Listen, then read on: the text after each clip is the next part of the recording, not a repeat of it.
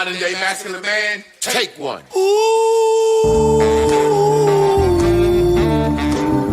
What makes a modern day masculine man?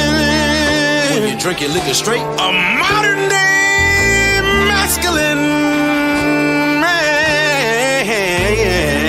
I pay all the bills and I tells my woman the truth. Got my shit together, do what I wanna do, say what I wanna say. I won't break you, are not me, and I am not you. I kept it real, so now I can do what I wanna do.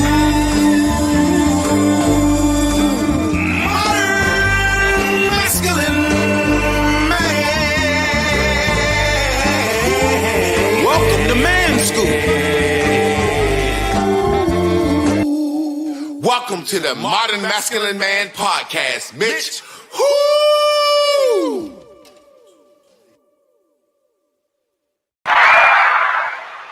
Yeah. What up, family? As they used to say back in the day, yes, y'all, until the beat, y'all, or don't stop, y'all. Y'all already know what time it is. It's another Tuesday. I'm here live with my man, Trab P. What's going on, brother? Feeling good, ready to go to work. You already know what time it is. So, you know, like I like to ask you when we start every show off, man, it's Tuesday. It ain't even hump day yet, but how are you doing, man? How's your week going? How are you marginalizing the bullshit? I love that saying. Keep that bullshit on the edge, but it's coming. It's coming. Yeah. Been the first week of school. Got 11th grade and a 9th grader. Watching my daughter experience high school for the first time. So just kind of things, man. Just trying to play my role in they movie, man. You know, I taught 9th and 11th grade English. And 9th grade English is what is it? American literature. And then 11th grade English is British literature. So for some reason, that 9th grade English, and it's not so much about the literature, it's the grammar. When they get into all them parentheses and when you use a comma, when you use a colon, semicolon, that grammar, 9th grade English, for some reason, has always tripped a lot of motherfuckers up. You know what I'm saying? And I always say, by the time you get to the 11th grade, I already know what you're going to do in life. It's over, or you're going to do all right, or it's over. You know, people most of the time, you can't get around your 7th grade self, but your 11th grade self, that's such an indication of, are you going to go ahead and graduate and chase life, or you going to end up in jail fucking up? And I used to tell students all the time, it's your 11th grade year. This the biggest year of your life. So it's funny that you got a 9th and 11th grader, man. I know that's got to be a beautiful thing, just watching your daughter, watching her being nervous, knowing that your son, they go to the same high school. Yeah, and they just got reunited. Back in school together. Yeah, knowing that he got to look out for little sister. You know what I'm saying? That's got to be a beautiful thing. Yeah, ever since my children been little, I always ask them, what kind of young lady is you? What kind of man is you? What kind, and throughout their life, they would say, I don't know. And I say, well, the question more powerful than the answer. So now watching my daughter in a high school, and like you say, my son in 11th grade, as I ask them questions, answers start to come out now. And I'm all I can do is train the best way I can, teach the best way I can. And like you say, as a coach, I'm on the edge of my seat waiting to see what kind, in a positive way too. So, man, it's deep, man. It's deep when you in this to win this. Yeah. Well, we got a nice topic today, man. And it's funny, the topic that we have today kind of, let me share this real quick.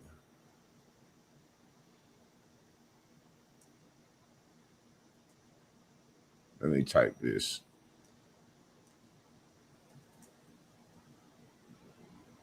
Well, I swear I feel good tonight, though.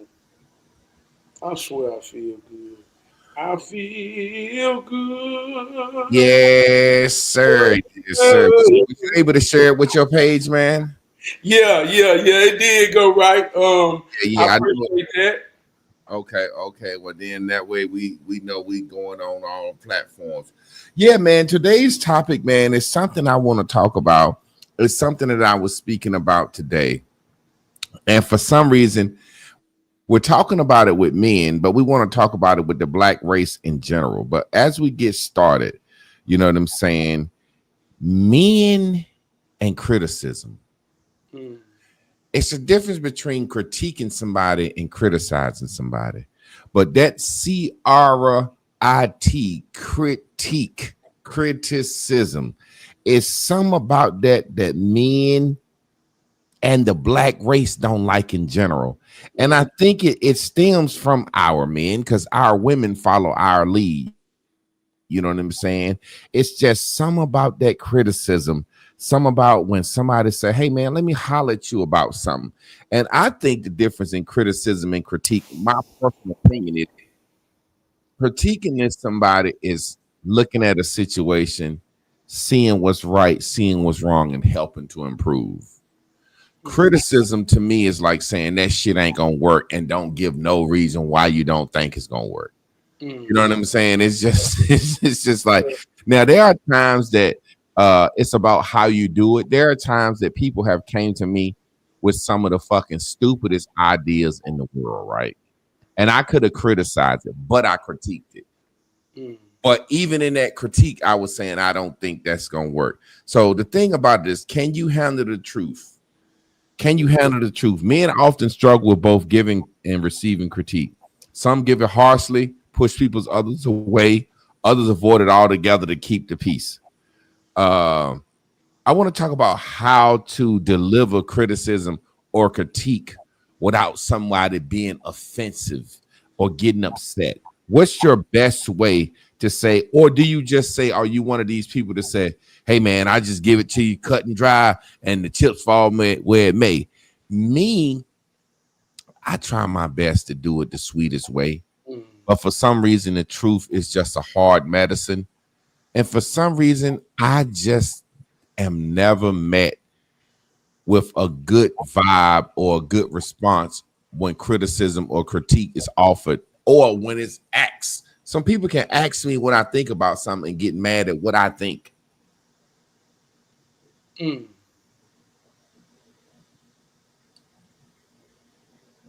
Do you find it hard to be critiqued or criticized? I know as a man, I try my best to be on point, right? Yeah. And I joke with my wife all the time. I said, you be looking for me to make a mistake. You don't want me to, but when you look catch me in one, you know what I'm saying? My wife will call me and say, you know, you left the light on the bathroom on this morning. And I'd be like, baby, did you turn it off? She'd be like, yeah. I'd be like, why you had to call me and tell me that? You know what I'm saying? So I joke with her all the time. It's like, and she'll say it seems like that she's in trouble all the time. And when she says in trouble, it's not in trouble like you're in trouble. She just say for some reason in a male female relationship, there's not a lot of times where she catch me slipping. So when she do catch me slipping, she says she's not happy, but it does feel good to point out when I'm slipping. Have you ever experienced anything like that with your wife, your friends, your family, anybody? Like, that's something that I feel about critique. I can't even act like I don't like it. I mean, like I do like it. I like when somebody pull my coattail on something because I don't want to look stupid. Yeah. But the feeling that it gives my pride is kind of feeling like, damn, I got caught slipping. How do you feel about the whole criticism critique thing? Well, I don't think it's a do you like it or do you don't type of thing with me. For me, it's all about being genuine, being sincere. When I feel that is the foundation of a conversation, I'm open. You know, that's an exchange. So if someone sincerely feels like they can offer me something to better myself or truly understand me to say, man, I see where you're trying to go. Let me show you something that'll make you better or stronger. But when it ain't genuinely rooted in that, in the intentions, is somewhat to drop something on my scale of confidence and logic, then I'm good at determining that and say, fuck what you think. You know what I mean? And then it may come out, well, you can't take criticism. No, you ain't worthy of criticizing me. That's the way I feel in the moment, because I don't feel you genuine or sincere. That's something I never thought about, because I feel like everybody has an opinion, and everybody, especially if someone is close to you that could even be in a situation and criticize you or critique you, I feel like there's a certain closeness. So I've never necessarily felt like, maybe I have felt that and I ain't say that. You know what I'm saying? Like, motherfucker, who is you to critique me? You don't take care of your kids. You know what I'm saying? But I know when I felt like that, it's always something that was an ego punch for me. Like, for me to feel like that, they said something that struck a nerve within me. Yeah. You see what I'm saying? Like, you might have a family member that's a crackhead, or don't take care of his kids, or somebody that just to fuck up, the black sheep of the family, and they have something to say about you, and it's like, for me, if anything sting me or make me get a reaction, it stings. So I know personally, like, say, for example, if something don't matter to me, I keep scrolling. That's what I tell people on the timeline. You ever see people say, who cares? And I be like, you care, motherfucker. You stop your scrolling. As good as it feels to scroll, you stop your scrolling. Shit, let me type some on this. Who cares? So I've always said, when something is a thought, is a thing, when it's a thing, it feels a certain way.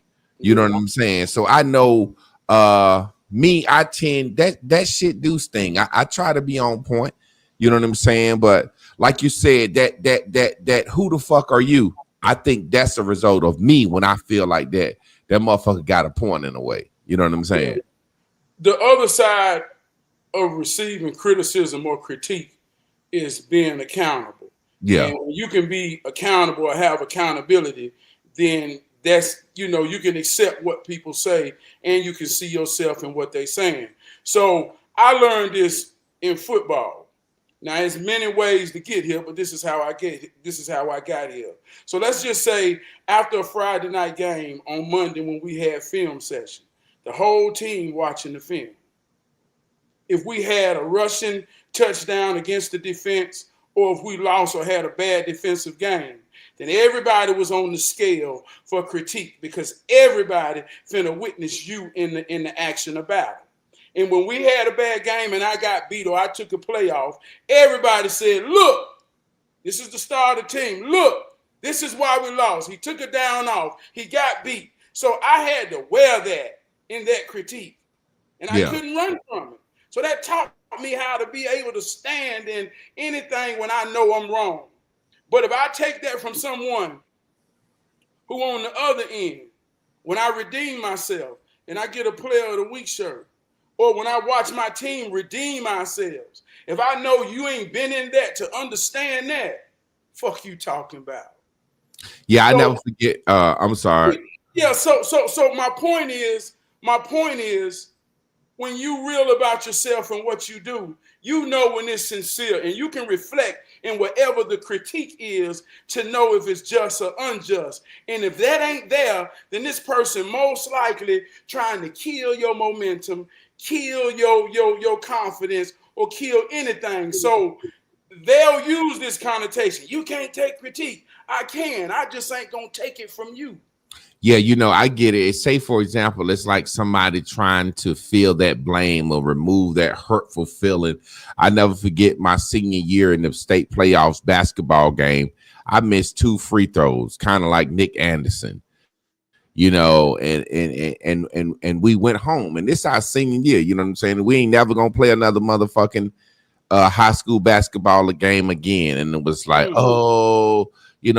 like Shaq, he missed free throws. And you had some parents coming to me after the game saying, it's okay, trying to console me. And really deep down, I didn't give a fuck. I'm gonna be honest. I've always looked at that shit like, this shit is a game. It's fun. I want to win, but I'm not gonna be down on myself. But the point I'm making is, I had certain parents telling me, we wouldn't have got here if it weren't for you. And then I had certain people you can hear, oh, Javon fucked up. It's kind of like I'll never forget. And this is the saddest I ever been looking at a basketball game when Chris Webber called that timeout and they got that technical and fucking UNC beat Michigan in the Final Four. Boy, that shit hurt me because I was a Webber fanatic. And it's like Steve Fisher said after that game, we wouldn't be here if it weren't for Webber. But everybody in their mama can say, hey, Chris Webber called that timeout. Or Cam Newton at Charlotte when he didn't jump on that fumble. No matter how you cut that shit up, Cam Newton gave fucking Super Bowl performing year MVP season, but hey man, you were supposed to jump on that fucking fumble. And people gonna hold that no matter how you cut it. If it's a fan, if it's a motherfucker that's on the team, that he may not say it to you, but deep down in his heart, everybody like, hey man, we saw you could have jumped on that damn fumble. Yeah. So question, why does it seem like with black people, this critique and men, it either goes to straight silence, like, man, I ain't listening to this motherfucker, or straight blowing up? Like, there's most of the time when somebody's being critiqued or feeling criticized, there's not a regular conversation that can be had. It's either a person sitting there sad, quiet, hoping you don't say nothing, leaving them alone, or is, man, fuck that shit. I have been in situations with friends, family members, where I know I see them doing something. I see that shit gonna blow up. I know it's not gonna work. I know what it's gonna do to the family. And I'd be like, I ain't saying shit because you can't talk to this motherfucker unless they gonna fucking blow up. You know what I'm saying? And I joke with my brother all the time. And I said, man, if you was on fire, nigga, I couldn't tell you because you ain't gonna fucking believe it. No matter what it is. Hey, man, you on fire? Hey, man, I ain't nobody on no goddamn fire. Some people, you find it hard to give that critique to. You know what I'm saying? So have you ever been in a situation where you just say, what do? Do you let a motherfucker crash and burn? Or do you have that confrontation because you love them? Because I got to the point where I say, hey, man, I don't even love nobody enough to go through no back and forth with nobody on some shit that ain't got nothing to do with my life and my well-being. I find myself personally going back and forth because I care. And for the life of me, I can't figure out. And this me personally, the people that really got access to me.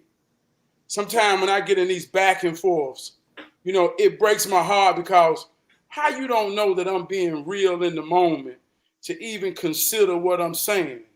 But the back and forth be rooted in ignorance, egos. And when I say ignorance, this one thing amongst us, when we get our egos, when we start ranting about the things we ignore, that's when we become ignorant. And we think everything is an opinion.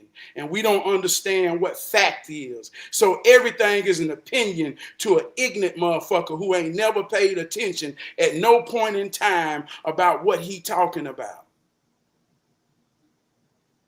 And I done paid so much attention to what I'm saying. And here I am arguing with ignorance because through the ignorance, when you care, man, when you care, and you watch an ignorant motherfucker being ignorant and ranting about something ignorant that he don't understand or paid attention to, and you really care for him, and you see who really gonna be affected by it. And people that don't understand that think you crazy because they watch you going back and forth with a motherfucker who ain't trying to hear shit. That's why they said don't argue with a fool, because the people watching won't be able to tell who the fucking fool is. Come on, man. I got a real good friend, and we have always been tight. And lately, he been on this Jehovah Witness kick, and he is Jehovah Witnessing me to death. And I be telling him, bruh, you haven't read the Bible. And he's saying this, and then I may give him a scripture from the Bible, and he said, well, the Jehovah Witness do this and this, that, and the other. I said, man, you don't know the history of the Jehovah Witnesses. You don't know this guy predicted the end of the world 3-4 times. You don't know this motherfucker was crazy. You don't know the history, and then you don't know the history of the books that have been removed from the Bible. Matter of fact, you ain't even read the version of the Bible you have.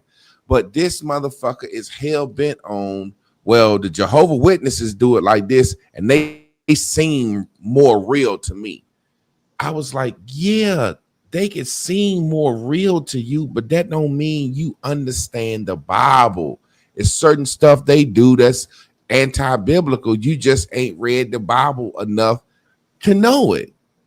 And it's like, I'd be like, please don't talk to me about that. Please don't talk to me about that. And not only is it crazy, it's driving a wedge in our relationship, because not only do he not know what the fuck he talking about, he's trying to convert me. So I find myself pulling out his Bible, showing him shit in his Bible, and then he be like, well, I got to talk to my elder about that. The shit, whenever he's refuted, I got to talk to my elder about that. So what I realized is this. When I was in college, this lady taught me about the 3 levels of wisdom. She said some is, and I have a hard time remembering all of them. One of them is, just because something needs to be said don't mean that you're the one that's supposed need to say it. Just because something need to be said don't mean it's the time for it to be said. And just because something needs to be said, I think the last one is, the person don't mean the person want to hear it from you. So it's like timing, tone, and when you deliver some information. But it seems like no matter when you deliver information, if it's against the person's will, it's like, shit, why you wait that long to tell me? Or why you telling me now? You know what I'm saying? It's like, well, I wanted you to bump your head so I can say, hey, man, you bump your head because it is. Man, why the hell you going to sit back and let me bump my head? Like, well, every time I try to tell you something, you don't want to listen, and we get in an argument, and it affect our relationship. You don't see it as iron sharpening as iron.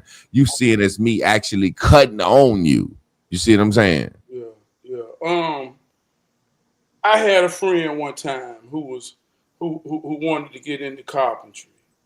He went and bought a whole bunch of materials. He was gonna build picnic tables. And he say, man, I'm finna do this. You know, he was wanting to prove. I think he had saw something on TikTok, and he was like, you know, he was wanting to connect with a man type of idea himself to prove he could do it. So I encouraged him. I said, man, do your thing. So he, you know, got all his 2x4s and everything, and he was out there measuring and booming, and would never come out right. And he was out there frustrated. And so I'm like, man, he was like, nah, man, I got it. Man, so he went all into a rant about he know math and he know this and he know that. And I just simply told him, well, do you know that a 2x4 ain't really a 2x4? And that's why it won't come out right. Yeah, it's like 1 3/4 by you see what I'm saying, man? But it's simple things that you don't understand. Wow, that's a great example. And that's like I said, the foundation of, boy, you ain't read the Bible, man. You don't know what the hell you talking about. So I had to be someone who think I know everything, someone who think, goddamn, I can figure it out. I ain't slow. And I really had to help him understand that what I'm saying ain't got shit to do with me, dog.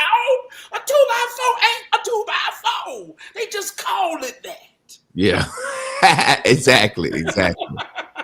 So, do you consider that critique? And in the midst of that, critique can be a opinion. Well, this ain't no opinion. This is fact.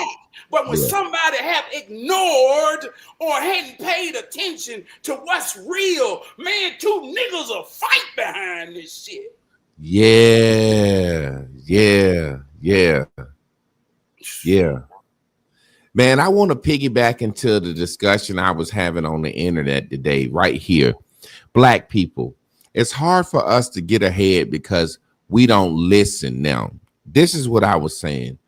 You take a country like Haiti. What I was saying is when a colonizer colonizes a country, or take slaves from one place to a foreign land to help cultivate that land and put technology on that land, that group of slaves is never intended to be independent.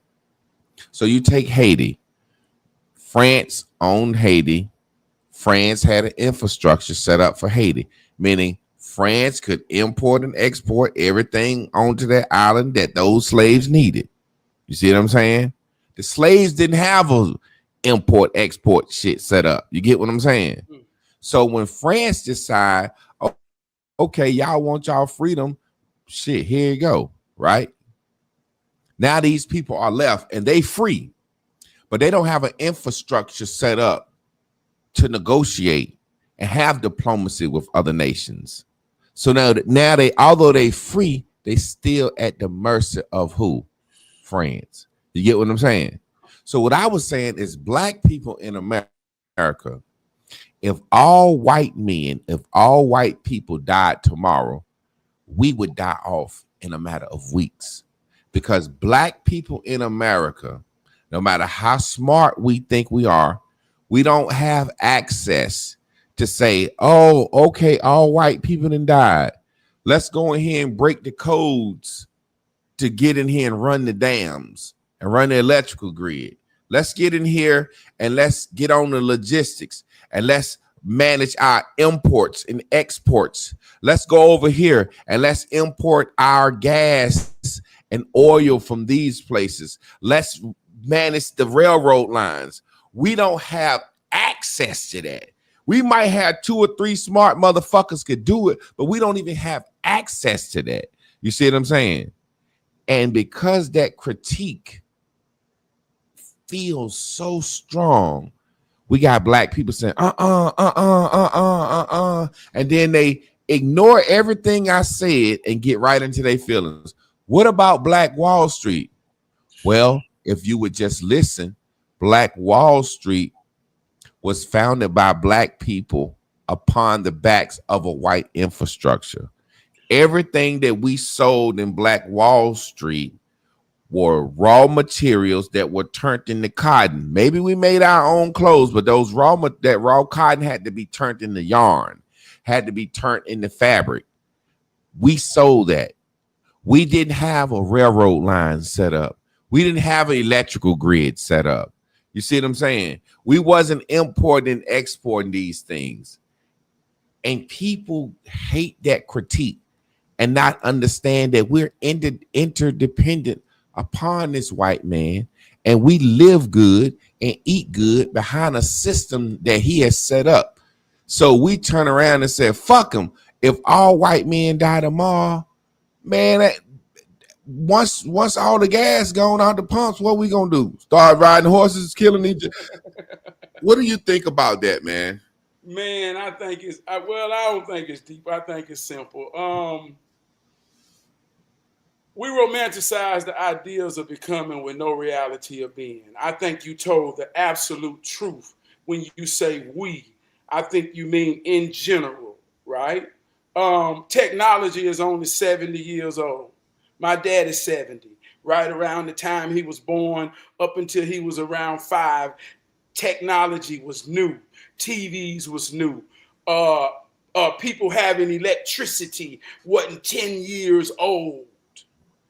People in the country didn't get full electrical in their house till mid 60s. So all of this is relatively new. So when we talk about surviving, you got to break it down to the basics. That's earth, wind, water, fire. That's the mechanic and the farm, right?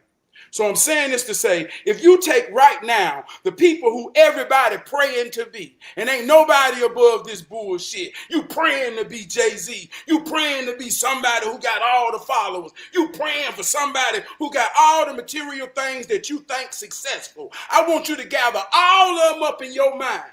And just like you said, in 90 goddamn days, if they don't know, you can put them in freedom. If they don't know how to get water,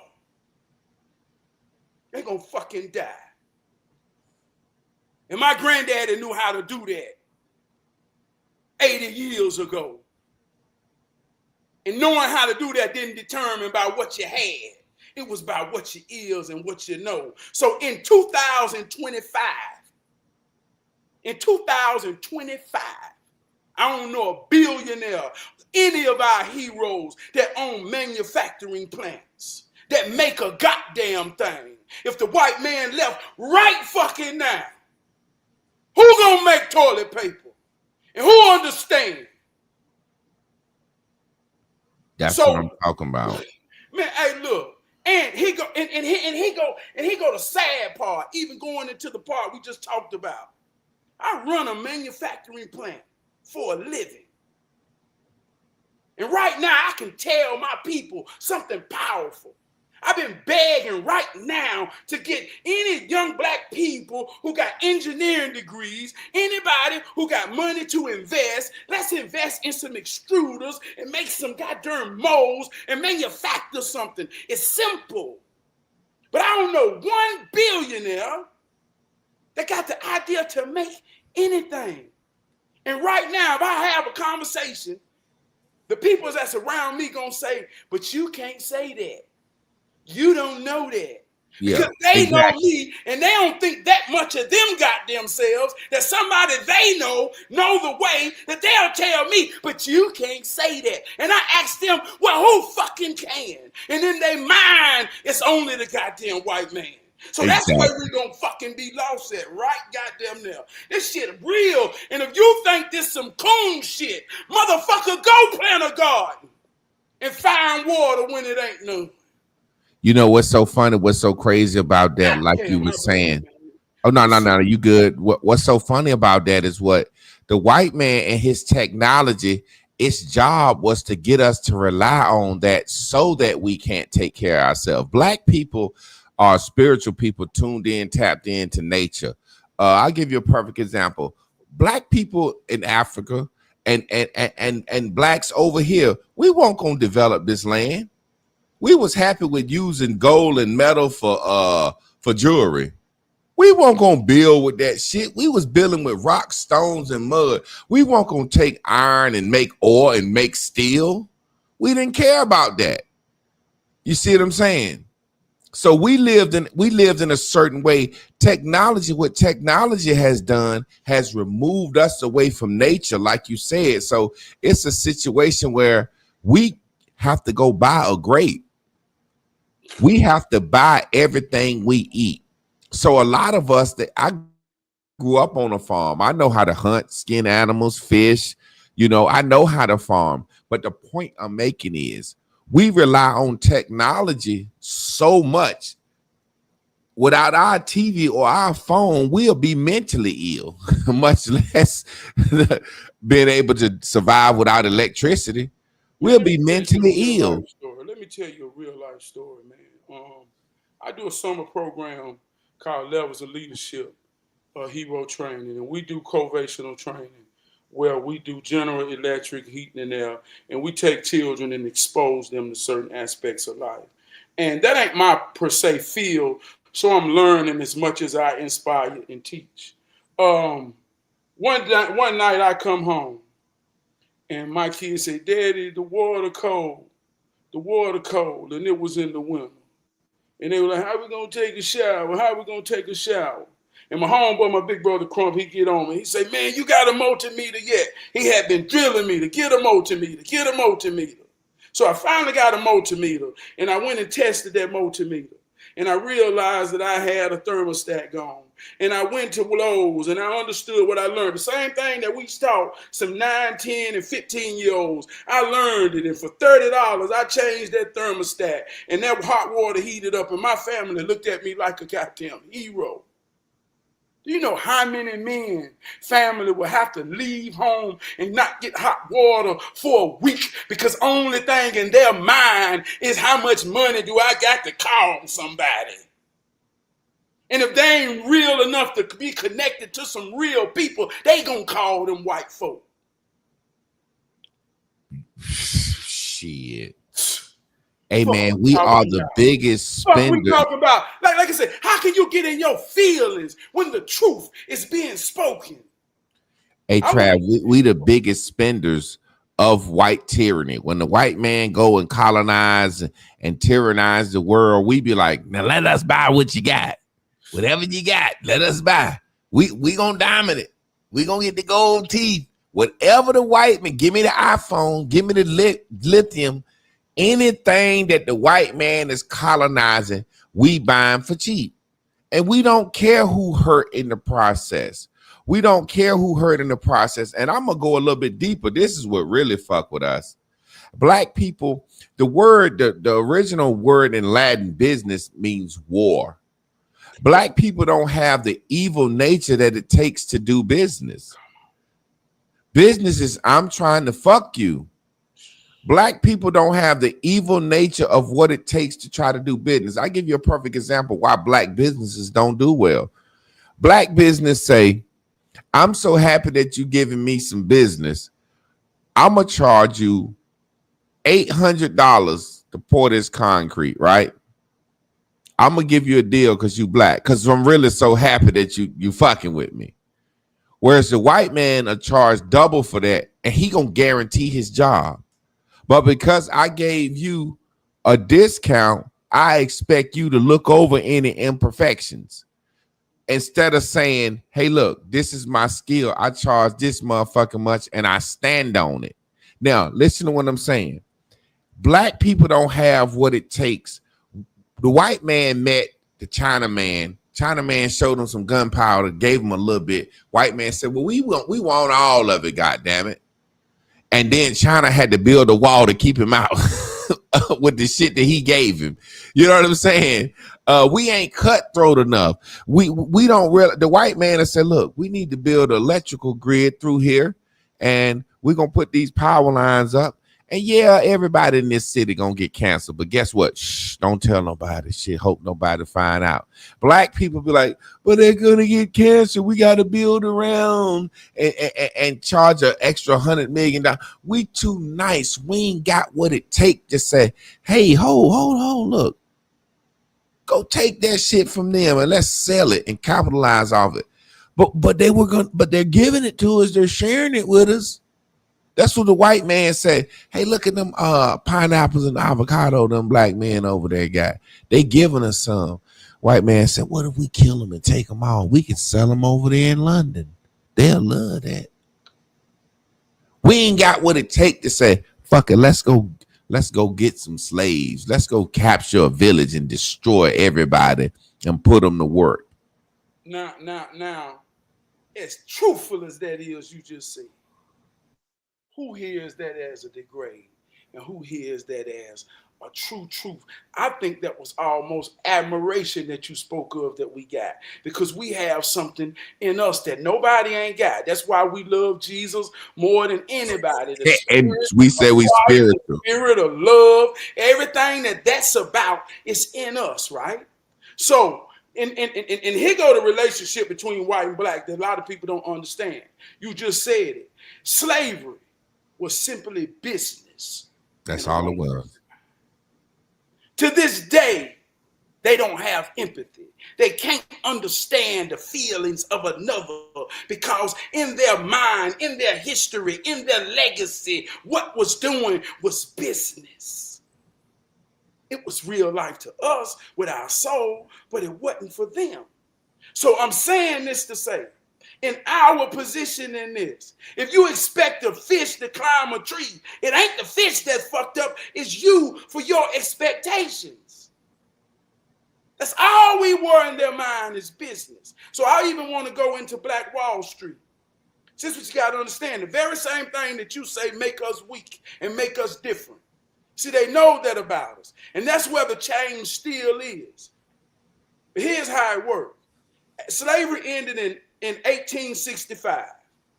They say, what we gonna do, man? We got all of these people, and we got to do something because they think they free. This the power of words right now today that's being used on you. Spells. They just simply changed the word from slavery to sharecropper. They say, we free, but what we gonna do? You free. I don't know. I ain't got nowhere to go. Well, keep doing what you're doing. Okay, boss, but I thought we're free. We is. I'm going to pay you for it. Then they do the same work, the same thing that they've been doing. They just change the name, change some words around, change the mind. Now, at the end of the day, they say we free what we make. They say you made this, but this is what it costs to live. We even. It's all words. It's all games in your mind. So now they say, well, we got to cultivate this to be able to have shepherds. So the Northerners came from the north on a missionary mission.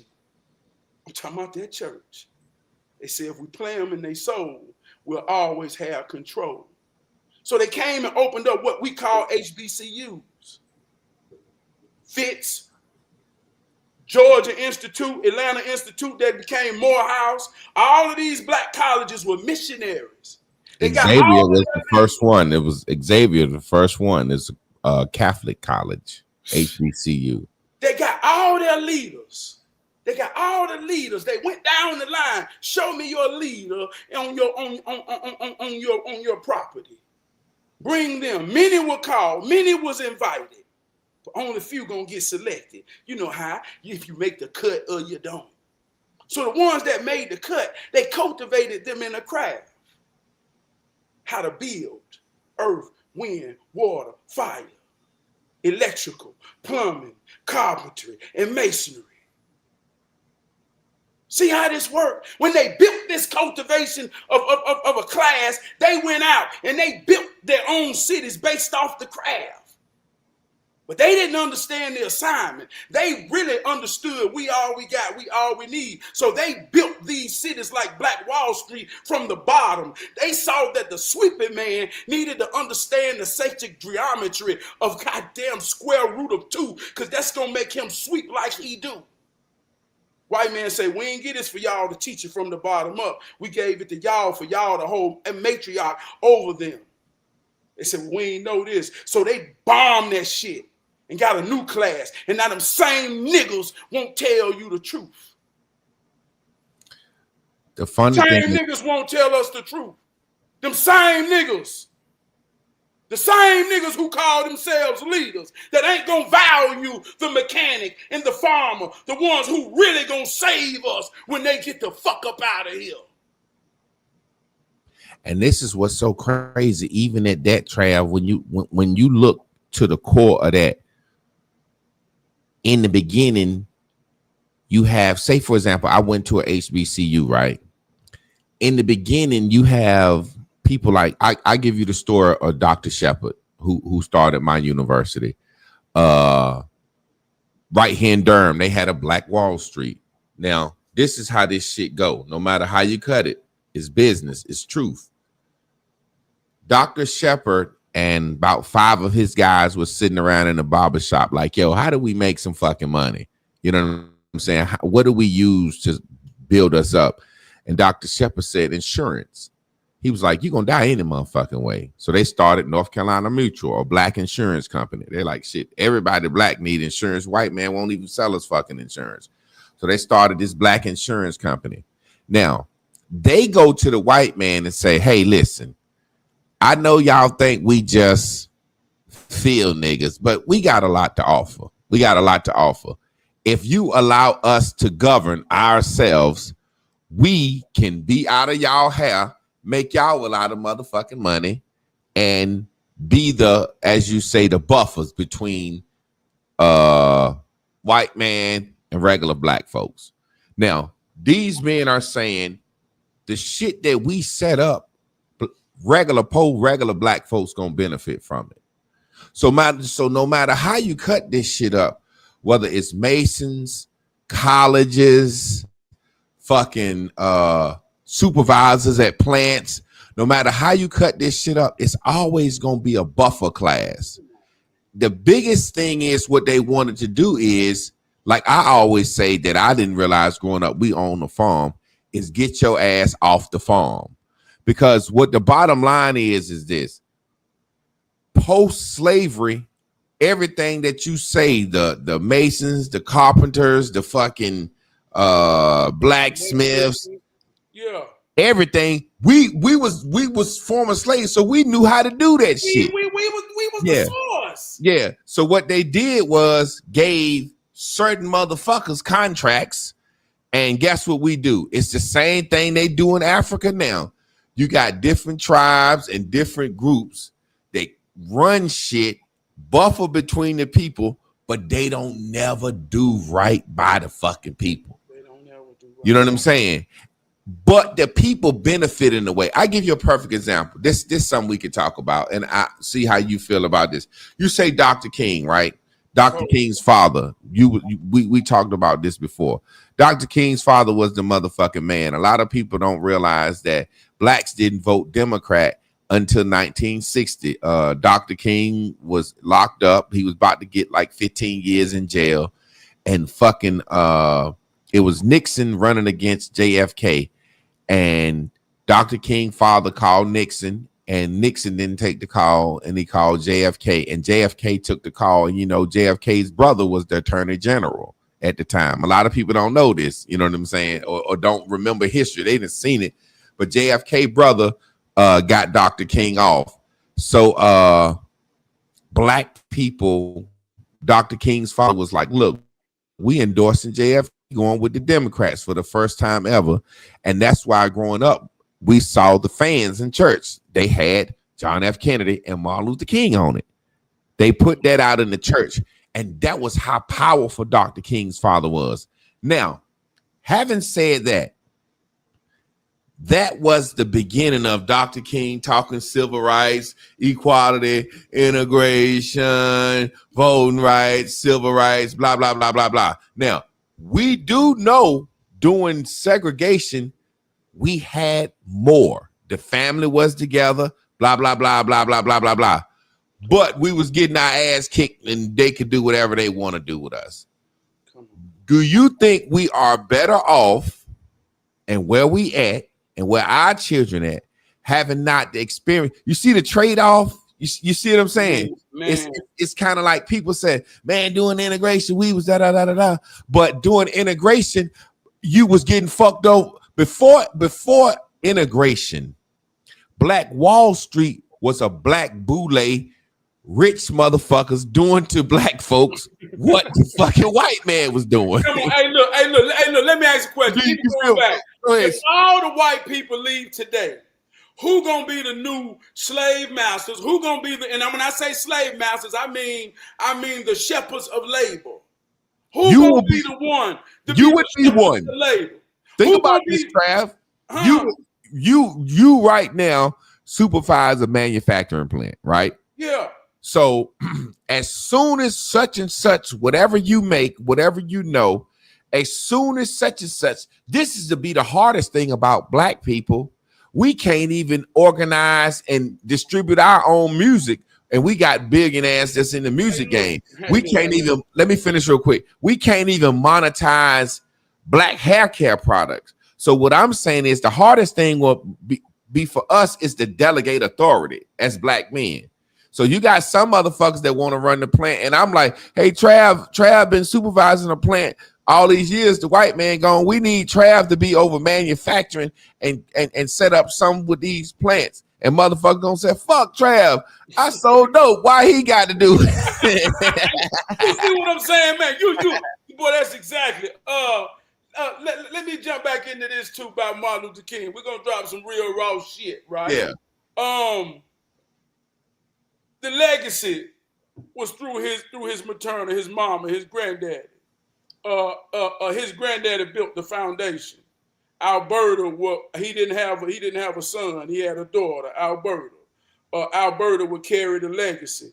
Martin Luther King daddy came in the picture and took over the throne of his father-in-law. Mm-hmm. But that legacy, Fletcher, he was the founding member of that first generation of the craft, the first generation of Morehouse, the first generation of those that built Black Wall Street and black prominence throughout America. He was the first, right? So when Martin Luther King finally got to be old enough to take on the legacy, he was cultivated. He was almost a prodigy. His daddy went over there to Germany, studied Martin Luther, came back, changed their name. Their name ain't even Martin Luther. Their name was Michael. He changed their name. All this is general knowledge, but he changed their name because he was cultivating and crafting something that was being built. Right? So when you saw the political aspect of how this young man was being cultivated to be represented by us, a lot of people don't know this. See, there was an undercurrent of real blackness at that time that felt like he was the devil. He got stabbed in the heart by Isola Curry while he was doing a book signing. And they said if he would have sneezed, he would have died. So Martin Luther King wrote a book called If I Would Have Sneezed. And she felt like he was a devil to the black people because he was taking on the role of the Communist Party to truly, goddamn, deceive us. And she was like a Hebrew Israelite into the Bible deep. So this is an undercurrent that we don't hear about, right? So after Martin Luther King died, and we would think, well, this is all about Martin Luther King, but it's deeper than that. After he died, a year later, his brother was found face up in a swimming pool. Mysteriously. 5 years after that, we're talking about Martin Luther King mama in Ebenezer Baptist Church. A black man went in there in her service and shot her in the head in the middle of service. So what did they feel that we ain't never heard or understood that was deeper than Martin Luther King?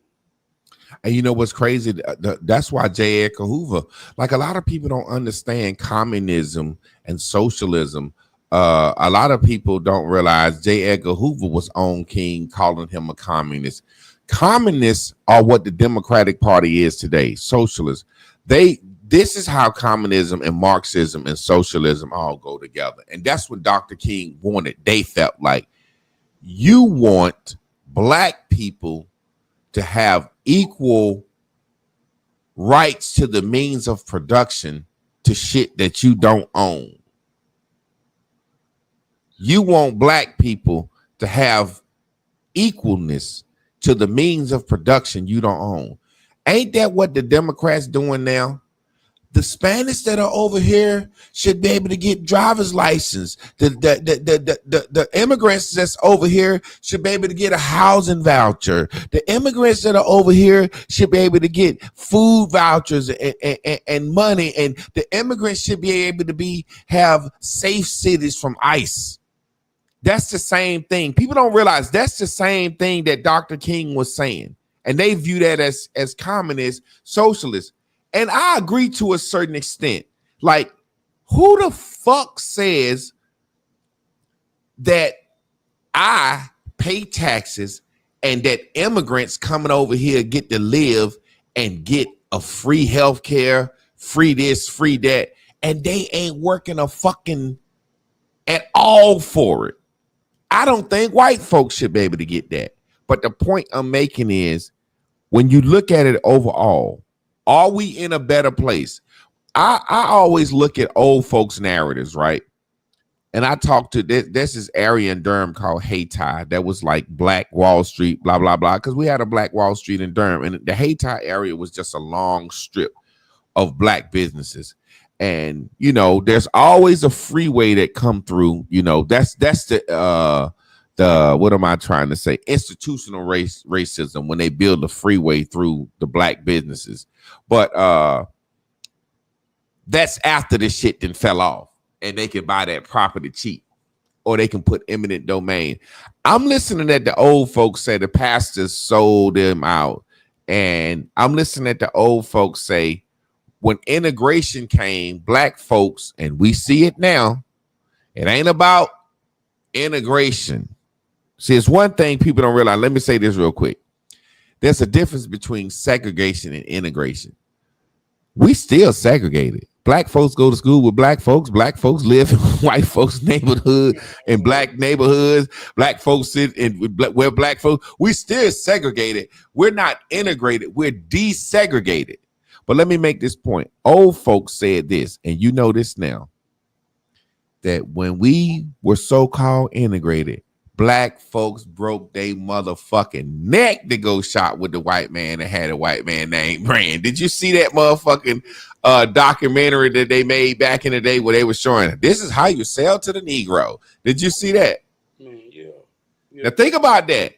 Now black folks want to be independent of the white man. My granddaddy used to say black folks don't want to be free. Black folks want the goddamn whip.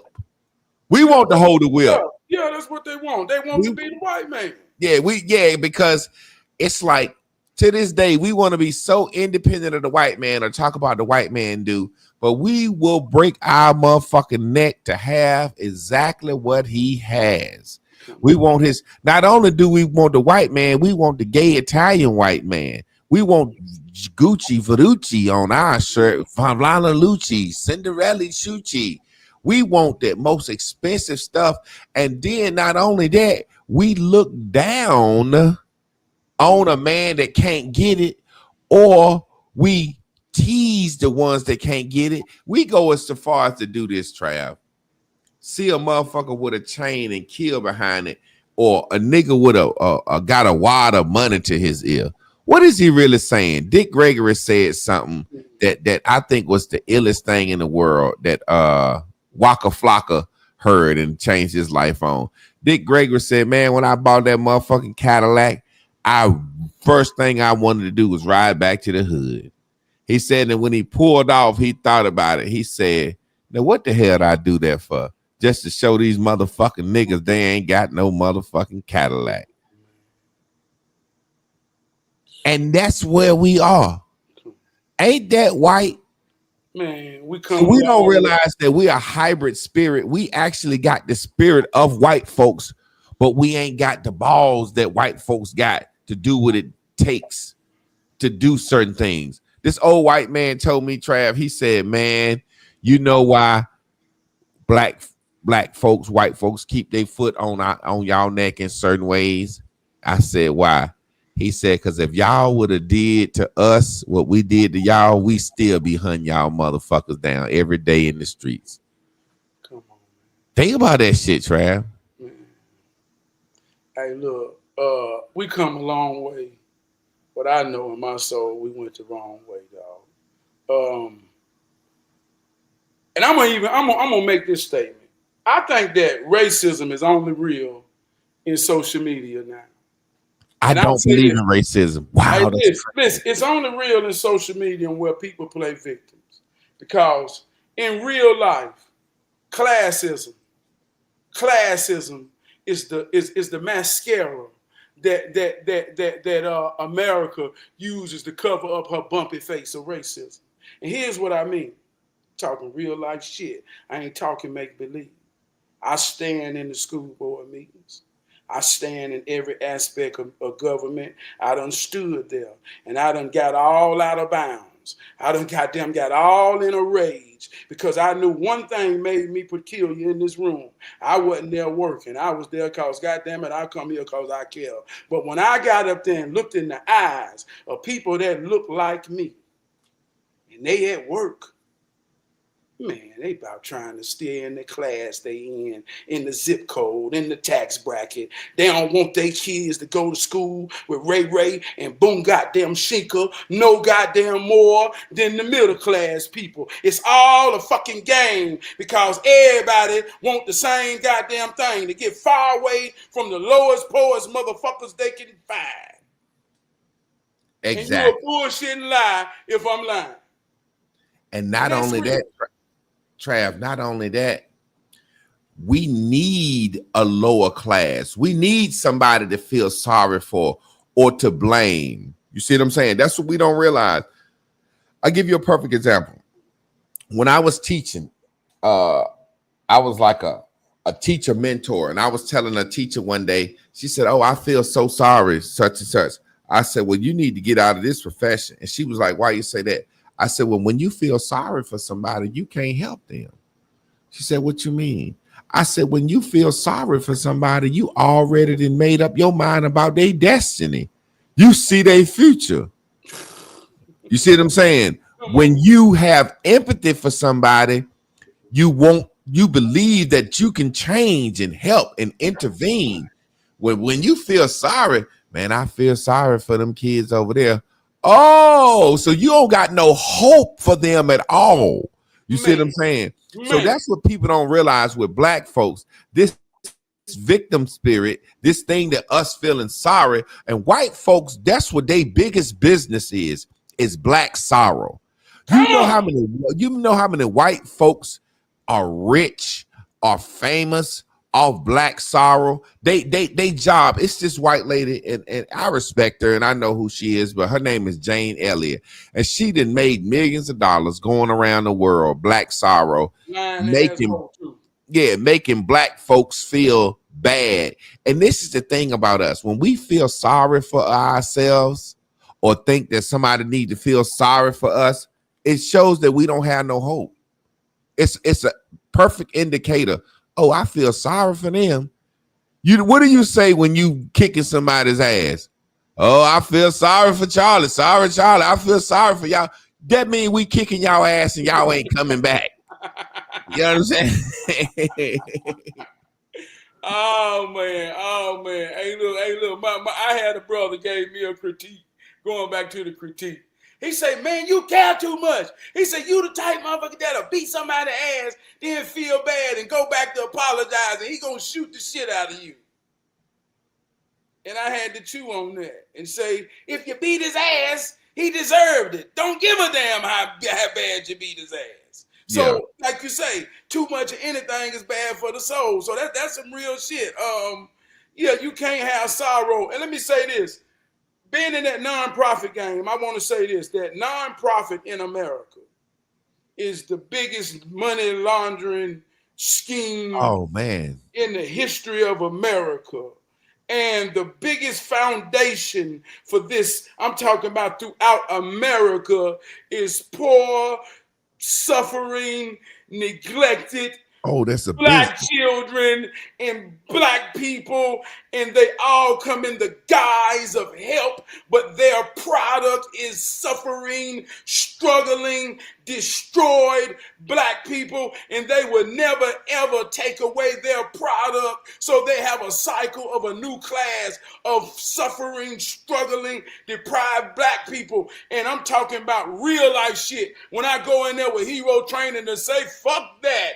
Come on, y'all, let's rise up. We ain't no fucking victim. They say, how dare you give these people hope to know that all they got to do is change their mind. And so much so that the motherfuckers in the room that look like me will see me as someone that they will say, how dare you say that shit? Motherfucker, are you listening what I'm saying? But look, guess what, Trav? Guess what? This is where you don't understand that.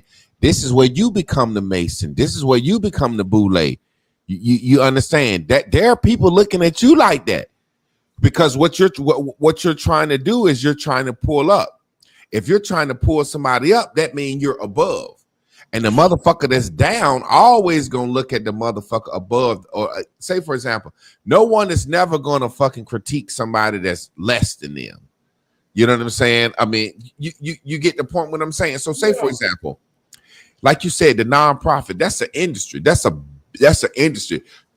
Church and nonprofits. This is what criminals do when they get out of jail. They get a church or they get a nonprofit. And the way they get over with the nonprofit, I've seen cats that I know. Now, I know cats that got nonprofits that do big shit, but they use their for-profit business to fund their nonprofit, and they actually get a tax write-off.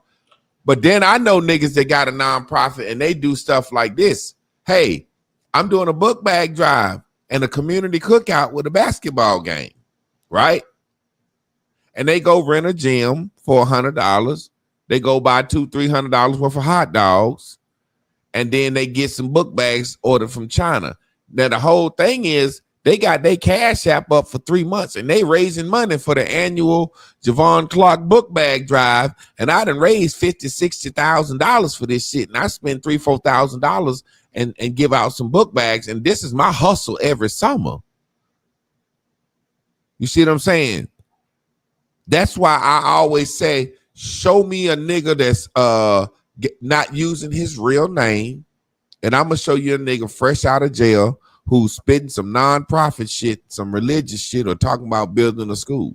Come on, man. It's just a scam amongst us. And I don't understand why we act like we don't see this. It's like everybody, say for example, and this is where people get mad at me. Noble Drew Ali, Fard Muhammad, Laj Muhammad, Louis Farrakhan, Sarasun Seti, Brother Polite, Umar Johnson, Young Pharaoh, all these niggas don't use their real name. 19 Keys, they don't use their real name. And all of them are members. All of those things are nonprofits. The Nation of Islam, that's a nonprofit. I don't know if people know that. And it's crazy because all of them say the same thing. And it's copying the white man, and we don't realize it, right? We telling the truth. We critiquing ourselves. We're not criticizing. All these guys say the same thing the white man said. This is what the white man told you, right? And its foundation is in the Bible, because the Bible said Jesus has hair like wool, and the Bible said Jesus has bronze skin. So they take the hair and the skin. So white folks know black folks couldn't read, and you had to be rich to actually have a Bible back in the day.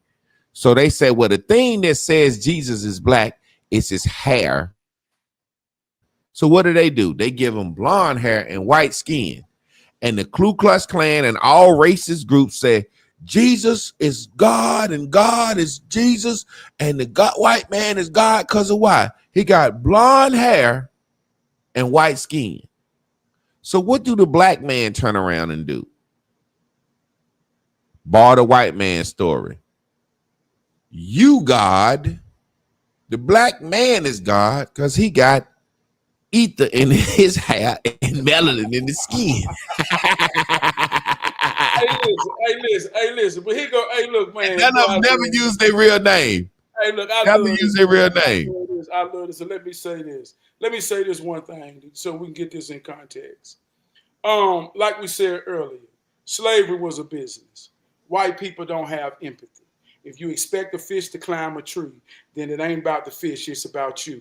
We got to understand and know our position since the inception of America, since the inception of us here. If you want to be an Indian, be an Indian. But even Indians got chiefs. Are you an Indian or a fucking chief? You got to decide that too. It's still the same fucking thing. But I'm saying this right here to say that when we talk amongst us, we can control our unity, our mindset, our logic to deal with everything outside of us. We got to clean within our own self to have a general understanding. So even when it comes to the Bible, let's talk about the point of it all, y'all. The truth ain't black. The truth ain't white. The truth ain't Asian. The truth ain't Mexican. The truth is universal. Everybody can take that story and apply the truth to themselves. Do you understand the point of the story? It's where we got to stop being children to realize. Because when he said a long time ago, rich people had Bibles, this ain't no 400 years ago. This ain't no shit you got to go research. We talking about 60 goddamn years ago when my granddaddy couldn't read and the only book he ever seen was the one the preacher had and the one the teacher had, and ain't nobody in their family ever held the goddamn book. So ain't nobody know how to read but to a little bit of goddamn time ago. And them people know the truth. They know the point. They was brought here for the goddamn point. Agriculture, understanding the cycle of the sun to know how to reap a harvest, when to plant, when to sow, when to grow, and that determine God being good. So where we at the fuck now? Where we at the fuck now, if we don't understand the point of it all, and you still stuck on a story on any level, I don't give a fuck how pro-black you talk. You ain't pro-black till you give him back his goddamn God and create your own. But see, Trav, you said something earlier. You said they gonna control us with the soul. Now think about this. We college educated, we can read, we can write, we got access to the Bible, we got access to Google, Chat GPT. The thing is, we looking for you saying something that you expecting too much. You looking for us to see that as esoteric messages. Like you said, the sun, follow the sun, the harvest. God is good. You know what I'm saying? Open up the windows of heaven and pour out a blessing and reap. You looking at us to understand that for some, we see this shit as we think we can really talk to a fucking mountain. Yeah, You but see what check I'm this saying? out, though. No. Listen to what I'm saying. No, I'm serious, man. They have bewitched us. We can't see the message and the truth in it because we're literally thinking that the turtle is racing the fucking rabbit. It's like we don't see the fable in it. We don't get it. So when you tell us, goddamn 3 little pigs, we don't see build your house on with stone and foundation. We see we like ain't no motherfucking wolf chase no pigs into no straw house and no wood house. We not getting the story. So when we read the Bible and all the access we got to it, we like, he walked on water for real. David really did do this. David really did this. You know what I'm saying? So say, for example, I was talking to a cat today and we was talking about David. We don't understand the truth of stuff. Say, for example, David killed Goliath, right? Yeah. Now I don't know how good you know the Bible, but who told us David killed Goliath? Your story, come on with it. The cousin or somebody. Go That ahead. come from the book of Samuel, the prophet Samuel. David wrote all the Psalms. David didn't tell us about him killing Goliath. His biggest fucking supposedly biggest feat, he didn't mention that. But he told you about fucking Bathsheba.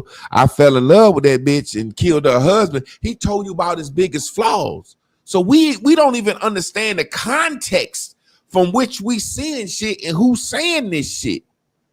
Well, so we can never learn what you're saying. So what I'm saying is that preacher, that gatekeeper, there's always going to be a class of people that's gatekeeping, and at some point you will be called one of those. Well,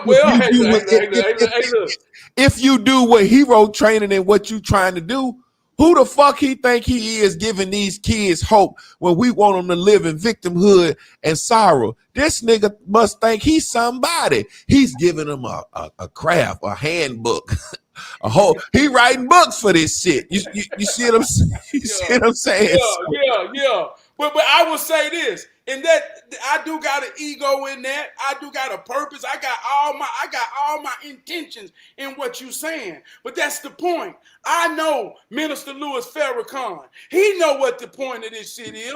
Whether you call it esoteric or I just break it down to the elements, earth, wind, water, and fire. He know what this story is really all about and how it internalize and personify itself. They taught us this in elementary with the 7 figurative language of writing. They taught us everything we need to know. Ain't none of this shit deep. We already know it. But I would never accept that a man who was crafted and anybody who's standing that sacred knowledge and look at my people and say they don't believe that we can handle the truth, so they feed us to keep us children. Man, I'm just crazy enough to believe that I love black people so much because my granddaddy taught it to me.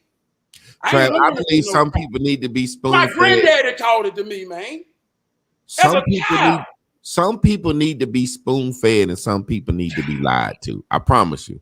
In our race, the elementary minds, and let me show you what I'm saying. Say, for example, I'm speaking from a school teacher because you just said some major shit. We know the 7 literary devices, personification, metaphor. No, the fuck we don't. No, the fuck we don't. We learned it though. No, the fuck we didn't, Trav. Our race is basically illiterate. You did good in school. You sat on this show and said why you work so hard in school, to motivation to show that you were not like certain people and to make certain people proud and make sure your daddy never going to be able to get on your motherfucking ass for nothing. So you know what personification is. When other people see that and they see some personified, they take that shit literally. You know what a metaphor and a simile is. You know what a hyperbole is. You know what a motherfucking allegory is. They don't. So what I'm saying is What do we do with these dumb motherfuckers right here? I give you a perfect example. Now, this is where people get mad at me. White people used to justify sterilizing black people. They said we were feeble-minded and we needed a certain amount of supervision and government. Now, watch this. Look at our children in DC, Chicago, LA, and certain cities. Now, I ain't talking about motherfucking our men and criminals. Look at our children. Our children have made it to where it's not safe for us to walk the streets in our own neighborhood. Those are the motherfuckers that need to be lied to and spoon-fed and motherfucking governed over. Hey man, I want to tell a real life situation.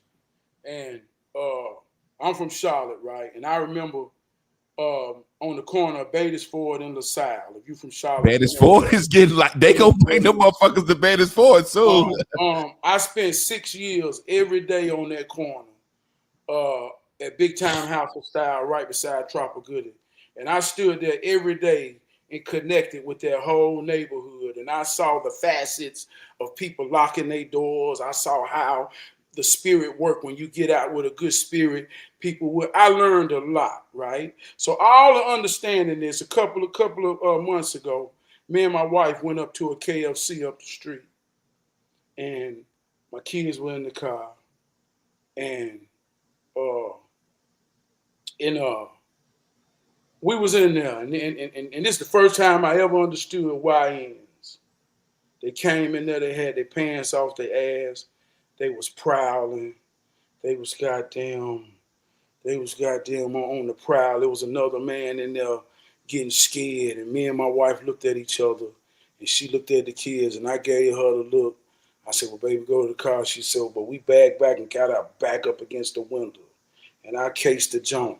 And I said, if these motherfuckers act stupid. And I was scared. And I ain't never been in this type of way to feel threatened by my people.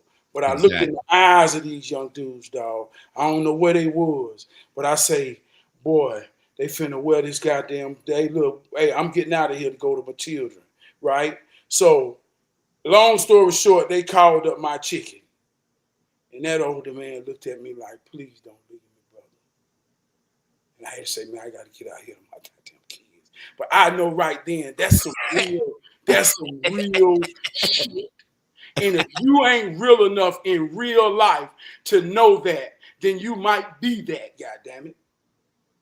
You might be that if you ain't real enough to know that and know that. God darn, it's been a whole disconnection of some babies in this world that ain't never saw God, ain't never felt God, ain't never experienced God. And I ain't talking about no deep shit. I'm talking about love and care that come from inside one to another. And when you ain't never experienced that, you a little motherfucker beast prowling this goddamn earth. And if you don't know that's real, like I say, then you ain't fucking real. And if you get caught up in any type of political narrative other than realizing we at an all-time goddamn low, then you got the mind of a white hole. Bottom goddamn line.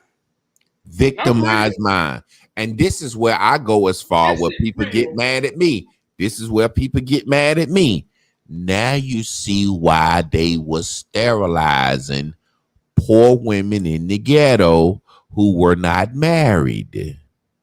And let me say this. But do you see what I'm saying? Come on, man. Now you see why they were sterilizing poor women in the ghetto who were not married. Not only were they sterilizing, they were tying their tubes too. And it ain't about poor women in the ghetto neither. It's about expectations is the seed of disappointment. It's a whole lot of well-educated good sisters that went off to college and was living through the natural courses of nature, but got in situations where they didn't want to disappoint, so they went and done it too, and came back right now to this day with everything but the one thing they so desire. So Exactly.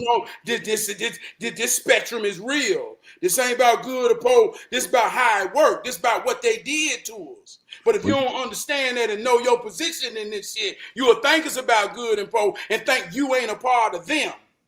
Well, no. See, that's the thing. That's the thing. It's just like Planned Parenthood. That's to get rid of, like Margaret Mead said, to get rid of weeds. Now, watch this. This is what I'm telling you. This is what I'm saying. There has to come a time, like you just said, in real life, there is a separation of the boule, the middle class, the peasants, because you just told a story where you knew good and goddamn well it was to say, fuck that chicken, get your family out of there, because you knew what you was dealing with. Yeah. And you know you are not them, but you know they exist. Well, let me say this on the flip You see what I'm side. saying? Because I ain't gonna die on the vine of, I've had some niggas, I had me and my homeboy, we got in an argument the other day, right? He's street nigga, right? He swear up and down street. I say, you're not street supervised and fucked your life up. However, he say, young niggas, the YNs, Javon, you don't know how to talk to him, and you scared of him and blah, blah, blah, blah. No, I don't want to have to kill one of them. So he swear up and down that he to him and how he can do this and how he can do that, and they listen to him and blah blah blah blah blah blah blah blah blah blah blah, and I don't know how to talk to him, and I'm disconnected, and them motherfuckers robbed his ass in his own neighborhood the other day. But he telling me, I said, man, you not them. There's a different breed. It's a different flower. You know, like we was uprooted from Africa. Some of us was here. But by the time we intermingle with these motherfuckers, we got their nature without their evil spirit that it takes to have their nature. So we're a different flower. Now our kids then figured out our kids have the evil spirit, but don't have no soul. Our kids are white like them towards us. Our kids terrorize. They have the lack of the soul. You see what I'm saying? So what I'm saying is, as black people, there's always going to be a class of, there's somebody going to lord above us. There's somebody got to go to Congress for me and you, no matter how we cut it. No matter how we cut it. The problem with our race is this. Back in the day, it was clear. If you wasn't somebody of substance, of something, you shut the fuck up. So say if we in the meeting and they say, all right, now, when all the white people dead, all the white people gone now, all right, we got to figure out somebody to be the minister of education. I said, well, look, I got a master in education. I suggest that I be minister of education. I'm known as the master teacher. Do the men in the world, not the room, but all the black race got to agree on this shit. You see what I'm saying? Yeah, okay. Now they done made Javon master of education. So now that I'm somebody, I gotta vote. I gotta say so. As master of education, I would like to put my guy Trab over master of manufacturing. Oh man, that nigga from Charlotte, man, fuck him. You see what I'm saying? Hold on. See, back in the day, they say, who is that guy speaking back there? Oh, he just a guy with a social media page. He don't know nothing about, man. If you don't get this motherfucking nigga up out of here talking about he voting against this man on manufacturing, he don't know a goddamn thing about manufacturing. Sometimes certain motherfuckers have to shut up when it comes to certain things. Certain things. Well, you know, I look at it like this too, though, man. In that situation, and that's real. That's how it works. It's gonna be naysayers. It's gonna be doubters. But you got to show yourself to prove. I done went in a place where it was 150 in there, and I came out as the one. I done been in a stadium where there was thousands. I was the one, the thing they call. So, and I'm not making that about me, but I know what you're saying. And if it's real, then ain't nothing about showing myself to approve. So if that is the situation, and I step up, many are called, few are chosen, many are invited, but everybody won't be selected. So I'm saying if I get invited and I'm selected and I'm one of the ones, I'm saying I got integrity, and and it could be, man, people can't handle it this way, people can't handle it that way. Everybody got to govern. If I'm at that table regardless of how I got there. And I know that's the mentality, but I know the purpose of me being at that table is to represent those of the least that ain't got the means to be here. Man, I stand up with dignity to say, God damn, I'm here for a purpose in them people. And I'm real enough to identify whether it's white or black. Man, y'all full of shit. Y'all bullshitting. And somebody got to stand on that. And in most cases, like I said, when you understand the point of the story, even in Jesus, you got to understand in the story, in the end, he was getting his ass whooped. They was kicking his ass. He was in jail. He was getting beat. They was having a parade. Everybody was saying, kill that motherfucker, kill that motherfucker. And it was only a small little handful of people that said, man, he the goddamn real one. And they killing his ass. And that's the way it worked. So if you ready to bear that, goddammit, I ain't got no other choice. I'm just crazy with this Jesus spirit. Now watch and I don't this. believe in the story of the man. I'm talking about the spirit. I agree 100% with you. Now check this out. Now you got Malcolm X, you got Martin Luther King. You got two men that was 100% dedicated to their cause, that Jesus spirit that you're talking about, but they got two different ideologies. You got some people said King was a sellout. The man gave his life for what he believed in. Some people said Malcolm X told on the Nation of Islam. He a sellout, but he gave his life for what he believed in. But that's two polar opposite ideologies. You get what I'm saying? Now, that's the point I'm making.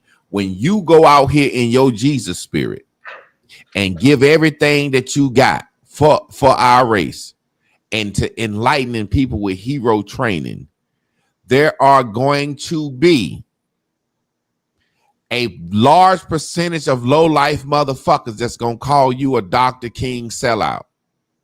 You understand what I'm saying? Yeah. That's what I mean when I say we as a people in certain eras, in certain times, judge certain motherfuckers. I'll give you a perfect example of what I mean. I just put it out clear. I have a certain feeling about Masonic lodges, Shriners, fucking fraternities, sororities, goddamn non-profits, preachers, teachers, and politicians. I have a certain way I feel personally about all these motherfuckers. You know what I'm saying? But I also understand there's a certain vilification and a certain expectancy that goes on in certain situations. And I also understand that I have been the guy that was looked at as the boule nigga before. You know what I'm saying? I'm like, God damn, I'm boule. You know what I'm saying? You know what I'm saying?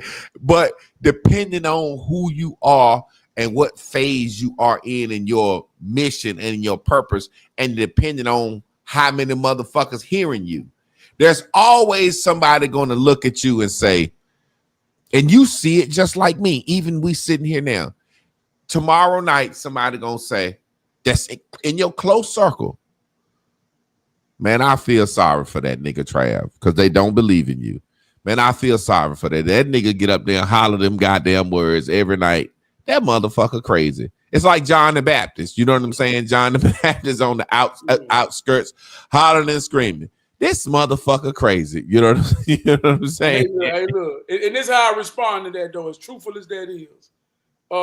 That's how it works, right? But it's not truthful, though. But you know the size no, of a 2x4. You got some shit for people. You got a book. You got hero training. You got a proven method. You're not crazy. No, I'm saying that's how it worked in the mind of that type of spirit, right? Oh, okay. The motherfucker, he's gonna hit anyway. That's what come with the game. Ain't nobody above the bullshit. If I'm talking to somebody on the football field and they want to play running back, you know people gonna take your head out and you're gonna get more contact than everybody on the field. That's what come with it. Do you like contact or do you not, right? And once he established that and understand that, if he want to run the ball, then goddamn learn how to run the motherfucker over or defend yourself when you're getting tackled. So I get that. But here go the point. And I'm gonna put this in broad perspective of hero training. If I'm talking to a young man I want him, or I'm going to try my best to inspire him to believe in himself, have self-confidence, have discipline. We come a long way, but we're going the wrong way. We got everything that our ancestors ain't got, but the one thing they had that we don't got is discipline. We ain't disciplined worth shit. So have discipline, structure, believe in yourself. Get you a job. Find something that you like to do that don't feel like work. While you're young, truly go inside yourself. Get a trade. Figure out what you like. Get some stability. Once you get 2 years stability, take that discipline. Buy you a home. Put yourself in the best situation to be able to live and survive. Once you get you a home and a foundation, go find your balance. Find you a woman. Start a family. Find your reason. And live life to the fullest, young man. And if he do that, if I do that, if you do that, and anybody who's listening who's a part of that, I promise you, when Beyonce wake up in the morning, her breath stank. If you think somebody realer than you, get the fuck out the huddle. Ain't nobody realer than you. You are as real as it get. And if I got to goddamn water that down to somebody who gonna tell me your people can't handle the truth, then motherfucker, I think you a gatekeeper that don't want them to have the truth. Because that's the only reason you think you stand, because they don't goddamn know. So I'm gonna tell it every time, Javon. I feel you, but I'm not even gonna play devil's advocate. I'm going to give you two examples of pure truth, right? Yeah. All right. This is how black people get confused. Nigga, Uncle Tom, right? Let's use these two words in the confusion of nigga and Uncle Tom. When I said contextually and niggas don't understand words and grammar. Watch this. When a white man was referring to a black man back in slavery time, he said, that boy, that's a boy. That's a boy. He follow. He listen. That's a boy. When a black man didn't listen and didn't follow the white man, he called him a nigger. That's a nigger there. So being called a nigger by the white man was a powerful thing. In the very same way, when a black man didn't listen to the white man said, that's an Uncle Tom right there. Because the book Uncle Tom's Cabin, Uncle Tom was the slave that rebelled against the white man. So when the black man don't fall in line, he walking down the street, black people listen to two white people talk. Look at old Trab Perry over there. He's an Uncle Tom. He really saying you a nigga that won't listen, that won't fall in line. You got hero training and you teaching these young boys to do everything you said from top to bottom, right? Look at that nigga over there. Trab a nigga. But when we hear him call you that, we say anything the white man calling him got to be bad. So what do? We turn around, misinterpret, and derogatize nigga, derogatize Uncle Tom, right? And now your whole hero training meaning and everything that you're doing well, guess what you are? Because you're teaching black men how to survive and how to be accountable and how to do everything you just said. Now you a nigga and now you a fucking Uncle Tom to your own fucking race. And let me tell you what. But let me finish this last thing and then you got it. But then we turn around and the very thing the white man called us to say, you was somebody that followed in line, somebody that's easily trained, boy, we turn around and call our friends my boy. Come on, man. Everything that you're doing with hero training, when the white man look at you and see, God damn it, that hero training is changing his race. They gonna say that goddamn nigga Trab or that goddamn Uncle Tom Trab, and other black folks gonna say, look, you notice, think about this. What you say, you're going coon hunting. When you saying coon hunting, you ain't really talking about hunting coons. You hunting people that would call you a coon. You think about how many motherfuckers would call you a coon. Hey, look, man. Hey, look. Like I say, I'm gonna tell you a real life story. I remember I went against a management system. They say if we break Trab, we break everybody. I came in young. A lot of people been there forever. Overcame drugs. Once I simplified real estate, just from buying a house, just from being taught, I had everybody buying houses, recovering addicts. Everybody, man, you can do this. You can do this. You can do this. Everybody buying houses. They would tell me, these older men, old enough to be my daddy, work with my daddy, boy, you can't drive that car here. You can't let them white folk know you drive that kind of car. That's what they would tell me, Javon. I say, these white folk know we ain't goddamn stupid. You know how much money you goddamn make. Drive the motherfucking car. Show them you ain't fucking stupid. They know how much money you make. Hey, look, everybody start buying cars and buying houses. They said, we got to get rid of them because they knew I had the influence. I saw how this worked. They was attacking them just to get me in real time. I got them out of there because I knew my power and influence. I knew I ran this plant. I knew I ran this mill. So when things went down, when my morale went down, the higher up came to me and said, what's the problem? I say, I don't feel good about coming to work, and I can't perform when I don't feel good. Instantly changed the management. They said, boy, I never saw a young black man can go in there and talk like that right there. So I got the trust of these men with integrity. With integrity. And let me tell you something. When I got in there and I became the boss, boy, I started realizing who the snitches was because they was coming to me snitching. I say, whole goddamn time. Whole goddamn time. It's been you, motherfucker. It's been you. So I'm saying this to say, man, if you real and if you really got the sincerity to lead with integrity, then it ain't no looking at nobody to say who ain't worthy. Everybody worthy of the truth, even if they don't know what to do with it. Everybody worthy of love, and truth is love. Everybody worthy of the way. I don't give a damn, dog. Like you say, and they would tell me, they say, well, you can't tell everybody how to think. Everybody ain't gonna think like you. 2 + 2 = 4. That ain't got shit to do with me. You better learn how to either understand that and multiply that to get some more. And if you hear me in telling you the truth, then I know that's about your soul than it is about the truth or me.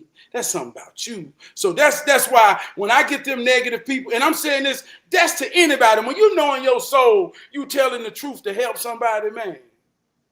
Man, hey, look, man, you got yeah. You got to stand in the mirror. You definitely gonna stand on it. Come on, man. I'll be a coon. I'll be everything, cause everything I do, everything I say, I have paid attention because I care about what I talk about. And I don't talk about nothing I don't care about. So when I'm talking about the shit I care about, motherfucker, I'll stand on this shit up against the world. Exactly. You know, it's funny, man. I was in a conversation with a guy on Facebook. He was on my page, and you know, it's funny how we can't critique each other. And I was saying that Umar Johnson and certain things that he do and certain things that he's been doing. And he said, well, one day you said you're going to start a church. You're going to take a donation or take an offering. You know what I'm saying? And it's like he's trying to shame me or trying. I say, hey, man, it's a difference in me saying, hey, God damn it, if you think I'm saying some good shit, put something in the collection plate, right? Put my Cash App up. Then saying, hey, give me this and I'm going to give you this back. You're already receiving if you're watching me. If you're watching me, you already think I'm worthy of gift. That's why the Bible said, the workman is worthy of his fruit. You know what I'm saying? if you're watching me, you already didn't show that you think I'm worthy of anything that you would give me.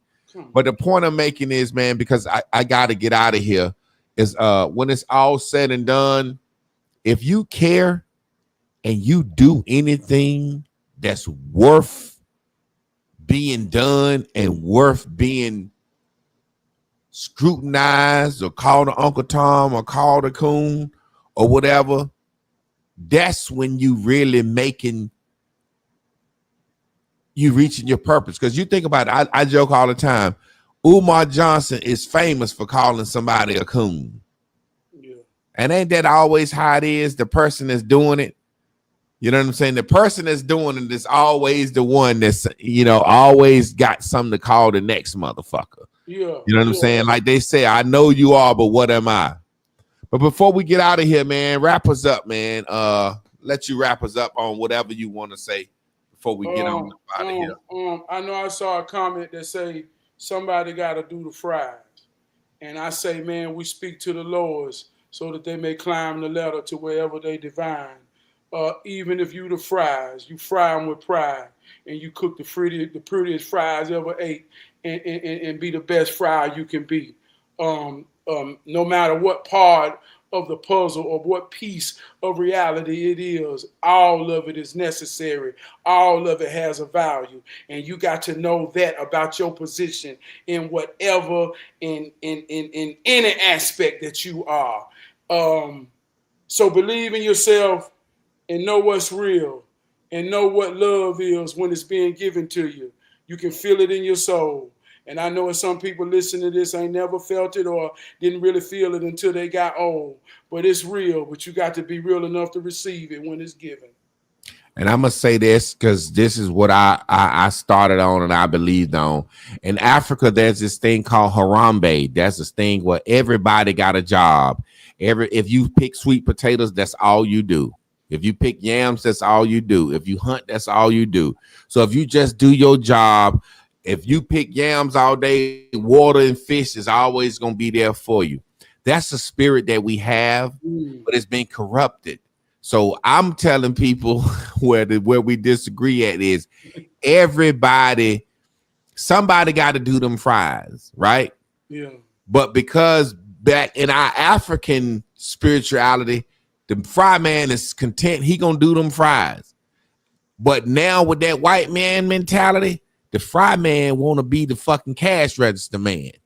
And if he ain't got the skills that it take to move up, he gonna sabotage some shit. You know what I'm saying? That's what happened to all the Black Panthers. That's what happened to every organization. We had a motherfucker a fry man that wanted to be cash register man, and he ain't had the skills it takes, so he bought the whole goddamn restaurant. We can't count. Want to run the cash, can't count where shit. That motherfucker want to run that register. He want to because he want to hook some of his boys up. He like, shit, I'm running fries. That ain't shit. If I get on this register, I can hook my boys up and make me a little change. You know what I'm saying?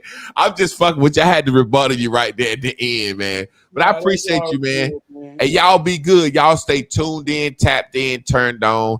Tomorrow night, we got Ranting and Raving Wednesdays with me and Miss Carla.